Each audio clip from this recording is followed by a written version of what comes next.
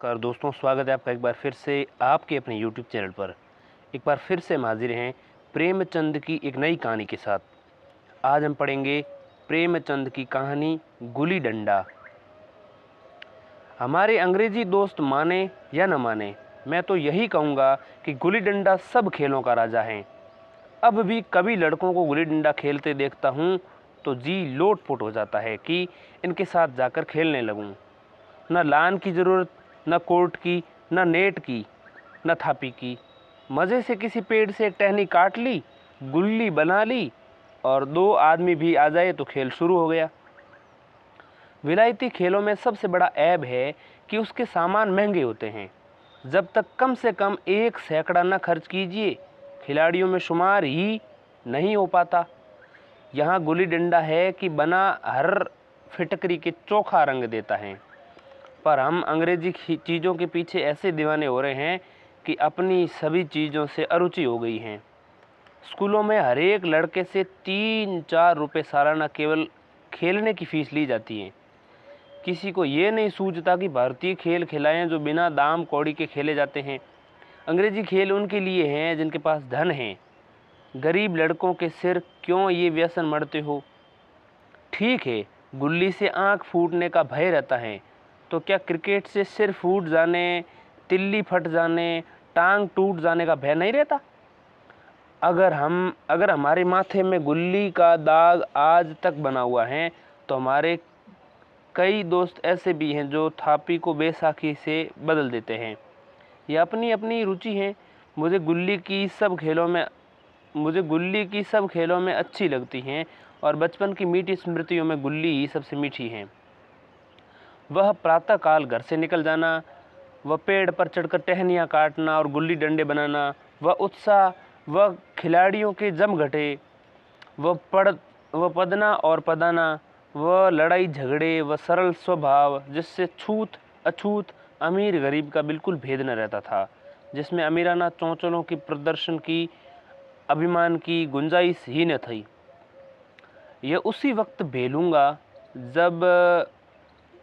जब घरवाले बिगड़ रहे हैं, पिताजी चौके पर बैठे वेग से रोटियों पर अपने क्रोध उतार रहे हैं, अम्मा की दौड़ केवल द्वार तक है, लेकिन उनकी विचारधारा में मेरा अंधकारमय भविष्य टूटी हुई नौका की तरह डगमगा रहा है और मैं हूँ कि पदाने में मस्त हूँ। न नहाने की सुधि है न खाने की। गुल्ली है तो जरा सी पर उसमें दुनिया भर की मिठाइयों की मिठास है और तमाशों का आनंद भरा हुआ है। गुल्ली है तो जरा सी पर उसमें दुनिया भर की मिठाइयों की मिठास और तमाशों का आनंद भरा हुआ है। मेरे हमजोलियों में एक लड़का गया नाम का था। मुझसे 2-3 साल बड़ा होगा। दुबला, बंदरों की सी लंबी लंबी पतली पतली उंगलियां, बंदरों की सी चपलता, वह झल्लाहट। गुल्ली कैसी ही हो, पर इस तरह लपकता था जैसे छिपकली कीड़ों पर लपकती हो। मालूम नहीं उसके माँ बाप थे या नहीं, कहाँ रहता था, क्या खाता था, पर था हमारे गुल्ली क्लब का चैंपियन। जिसकी तरफ वह आ जाए उसकी जीत निश्चित थी।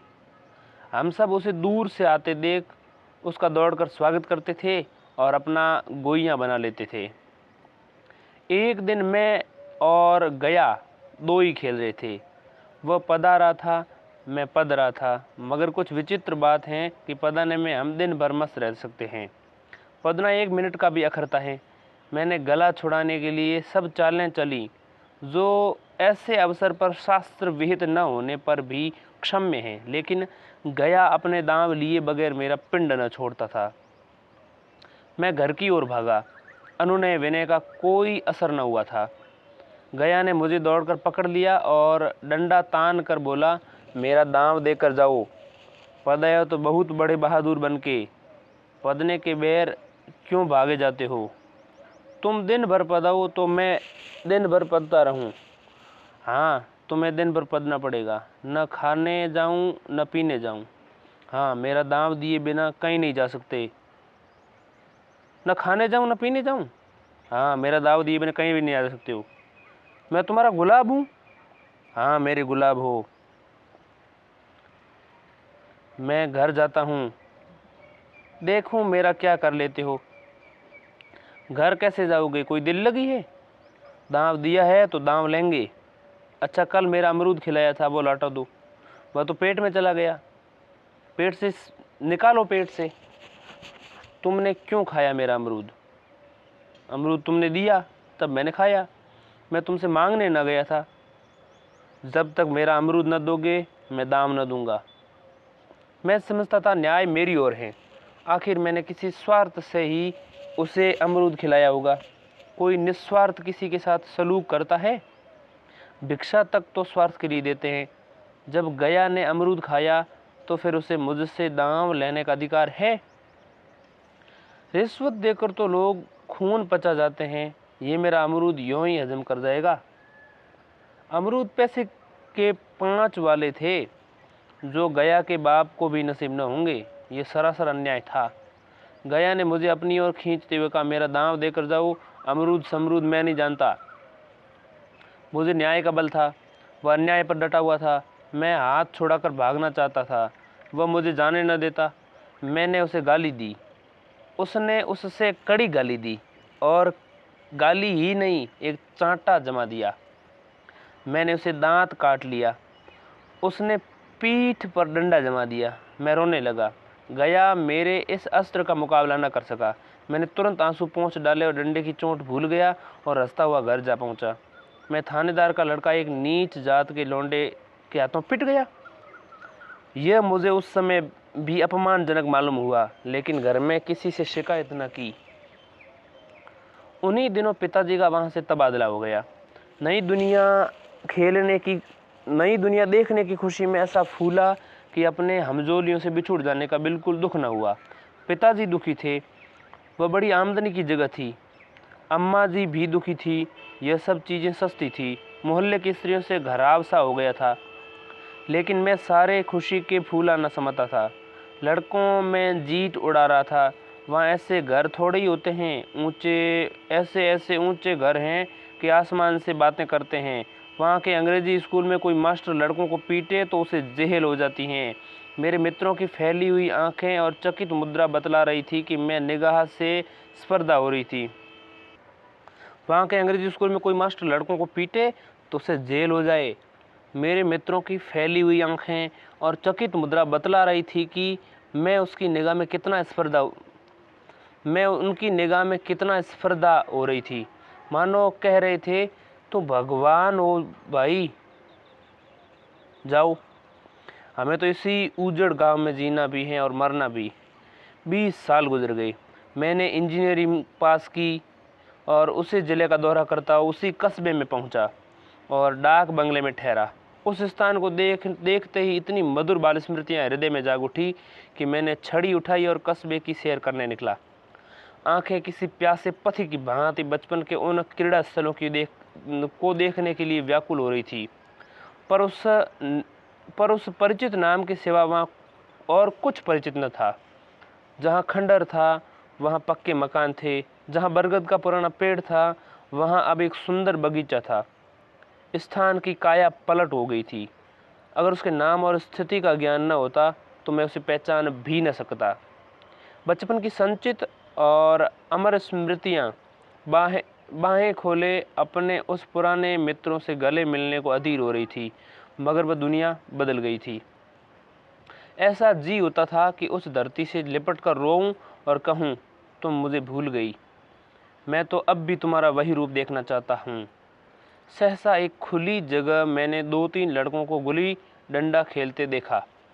एक क्षण के लिए मैं अपने का बिल्कुल भूल गया कि मैं एक ऊंचा अफसर हूँ।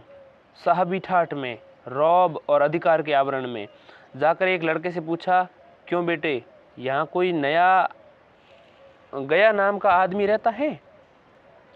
एक लड़के ने गुली डंडा समेटकर सहमे हुए स्वर में कहा, कौन गया? गया चमार? मैंने यूं ही कहा, हाँ वही। गया नाम का कोई आदमी है तो शायद। वही तो। हाँ है तो। जरा उसे बुला सकते हो? लड़का दौड़ता हुआ गया और एक क्षण में एक 5 हाथ काले देव को साथ लिए हुए आता दिखाई दिया। मैं दूर से पहचान गया। उसकी ओर लपकना चाहता था, उसे गले लिपट जाऊं, पर कुछ सोच कर रह गया।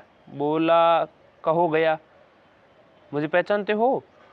गया ने झुककर सलाम किया। हाँ मालिक, भला पहचानूंगा क्यों नहीं। आप मज़े में हो? बहुत मज़े में।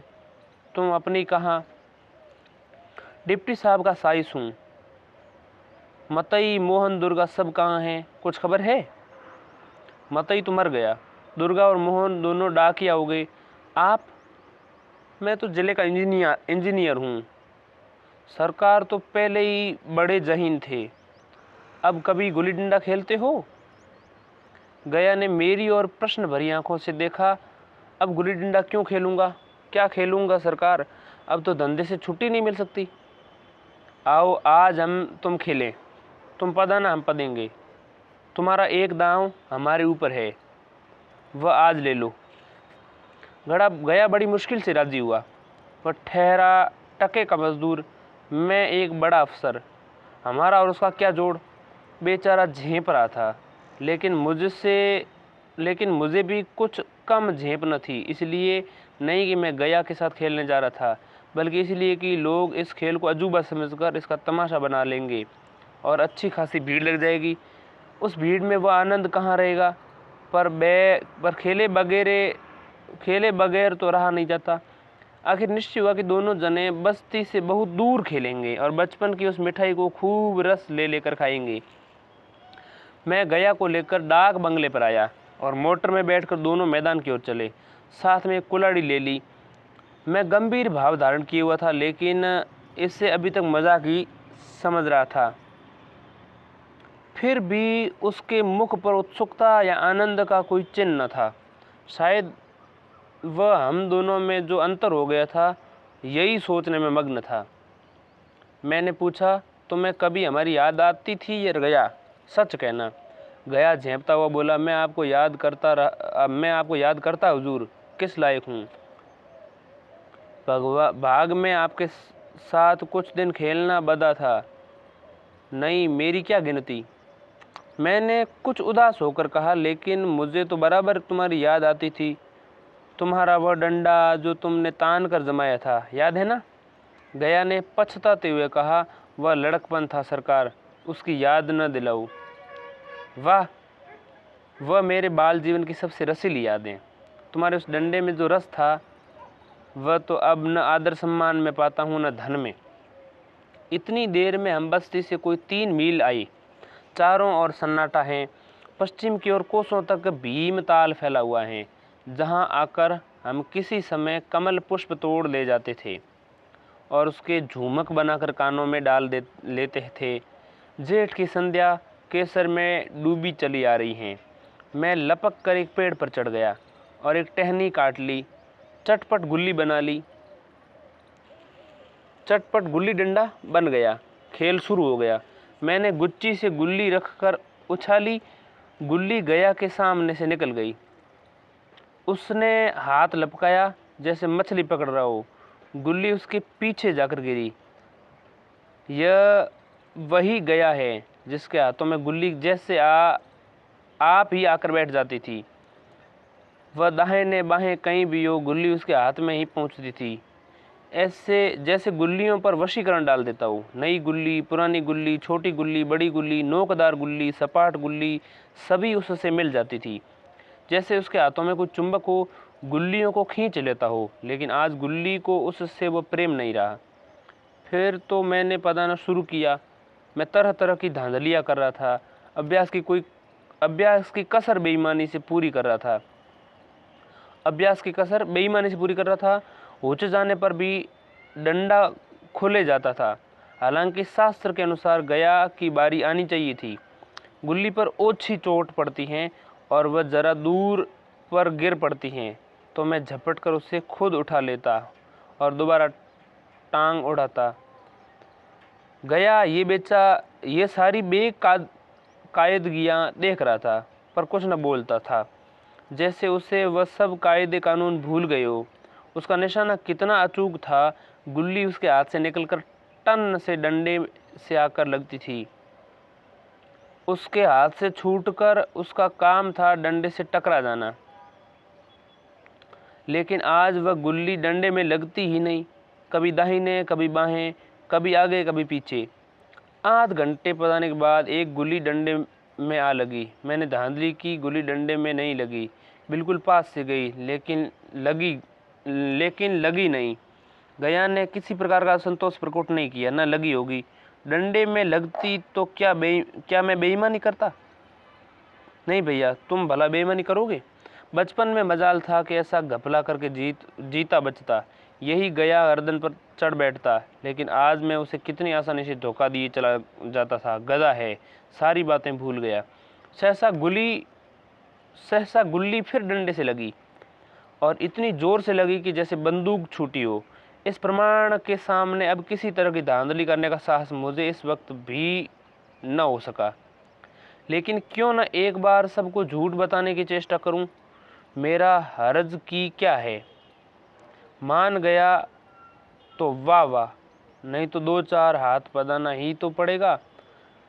अंधेरा का बहाना करके जल्दी से छुड़ा लूँगा, फिर कौन दांव देने आता है। गया ने विजय के उल्लास में कहा। लग गई, टन से बोली। मैंने अनजान बनने की चेष्टा करते हुए कहा, तुमने लगते देखा? मैंने तो नहीं देखा। टन से बोली है सरकार, और जो किसी ईंट से टकरा गई हो। मेरे मुख से ये वाक्य उस समय कैसे निकला, इसका मुझे खुद आश्चर्य है। इस सत्य को झुठलाना वैसा ही था जैसे दिन को रात बताना। हम दोनों ने गुल्ली को डंडे से जोर से लगते देखा था, लेकिन गया ने मेरा कथन स्वीकार कर लिया। हाँ, किसी ईंट में ही लगी होगी। डंडे में लगती तो इतनी आवाज़ न आती। मैंने फिर पढ़ना शुरू कर दिया, लेकिन इतनी प्रत्यक्ष धांधली कर लेने के बाद गया की सरलता पर मुझे दया आने लगी। इसलिए जब तीसरी बार गुल्ली डंडे में लगी तो मैंने बड़ी उदारता से दांव देना तय कर लिया। गया ने कहा, अब तो अंधेरा हो गया है भैया, कल पर रखो। मैंने सोचा कल बहुत सा समय होगा, यह न जाने कितनी देर पदाई, इसलिए इसी वक्त मामला साफ कर लेना अच्छा होगा। नहीं, अभी बहुत उजाला है, तुम अपना दांव ले लो, गुल्ली सूझेगी नहीं, कुछ परवाह नहीं। गया ने पदाना शुरू किया, पर उससे अब बिल्कुल अभ्यास न था। उसने 2 बार टॉर्च लगाने का इरादा किया, पर दोनों ही बार हुच गया। 1 मिनट से कम में वह दांव खो बैठा। मैंने अपनी हृदय की विशालता का परिचय दिया। एक दांव और खेल लो, तुम तो पहले ही हाथ में हुच गए। नहीं भैया, अब अंधेरा हो गया है, तुम्हारा अभ्यास छूट गया। कभी खेलते नहीं? खेलने का समय कहाँ मिलता है भैया। हम दोनों मोटर पर जा बैठे और चिराग जलते जलते पड़ाव पर पहुंच गए। गया चलते चलते बोला, कल यहाँ गुल्ली डंडा होगा, सभी पुराने खिलाड़ी खेलेंगे, तुम भी आओगे? जब तुम्हें फुर्सत हो तब खिलाड़ियों को बुलाऊं। मैंने शाम को ये समय दिया और दूसरे दिन मैच देखने गया। कोई 10 आदमियों की मंडली थी। कई मेरे लड़कपन के साथी निकले, अधिकांश युवक थे जिन्हें मैं पहचान न सका। खेल शुरू हुआ।